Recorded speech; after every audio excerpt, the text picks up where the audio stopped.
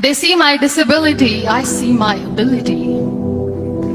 They call me disabled, I call myself differently abled. There are some incidents that happen in your life. Those incidents break you, deform you, but they mold you into the best version of you. And the same thing happened to me. I was 18 years old when I got married. My father wanted me to get married. And all I said was, if that makes you happy, I'll say yes. And of course, it was never a happy marriage. Just about after 2 years of getting married, I met a car accident. Somehow my husband fell asleep and the car fell in the ditch. He managed to jump out, saved himself. I'm happy for him. But I stayed inside the car and I sustained a lot of injuries. The list is a bit long, don't get scared. The wrist was fractured. Shoulder bone and collarbone were fractured. My whole rib cage got fractured. And because of the rib cage injury, lungs and liver were badly injured. I couldn't breathe.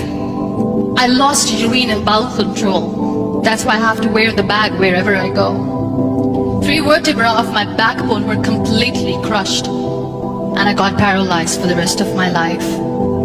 I finally ended up in a hospital where I stayed for 2.5 months. I underwent multiple surgeries. One day, doctor came to me and he said, well, I heard that you wanted to be an artist, but you ended up being a housewife. I have a bad news for you. You won't be able to paint again because your wrist and your arm are so deformed, you won't be able to hold a pen again.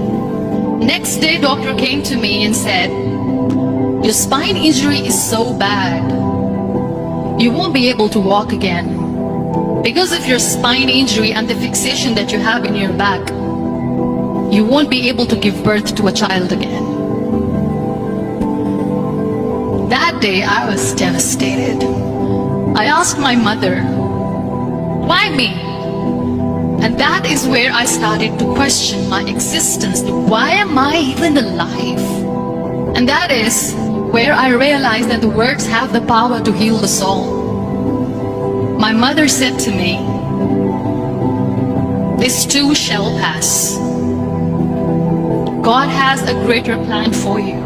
I don't know what it is, but He surely has. And in all that distress and grief, somehow or the other, those words were so magical that they kept me going. One day I asked my brothers, I know I have a deformed hand, but I'm tired of looking at these white walls in the hospital and wearing these white scrubs. I'm getting tired of this. I want to add more colors to my life. I want to do something. Bring me some colors, bring me some small canvas. I want to paint. So the very first painting I made was on my deathbed, where I painted for the very first time. It was not just an art piece or just my passion. It was my therapy. And then I was discharged and I went back home. And I went back home and I realized that I have developed a lot of pressure ulcers on my back and on my hip bone. I was unable to sit. There were a lot of infections in my body, a lot of allergies. So doctors wanted me to lie down on the bed straight for not 6 months, for not 1 year, for 2 years. I was bedridden, confined in that one room, looking outside the window, listening to the birds chirping, and thinking maybe there will be a time when we'll be going out with the family and enjoying the nature. That was the time where I realized how lucky people are. That is the time where I realized that the day I'm going to sit, I'm going to share this pain with everyone to make them realize how blessed they are, and they don't even consider them lucky. That day I decided that I'm going to fight my fears. We all have fears. Fear of unknown. Fear of losing people, fear of losing health, money.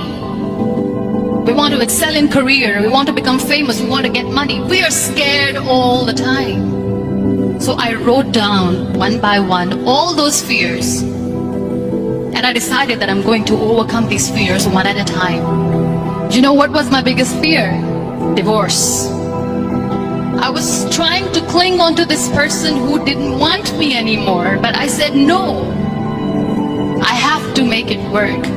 But the day I decided that this is nothing but my fear, I liberated myself by setting him free.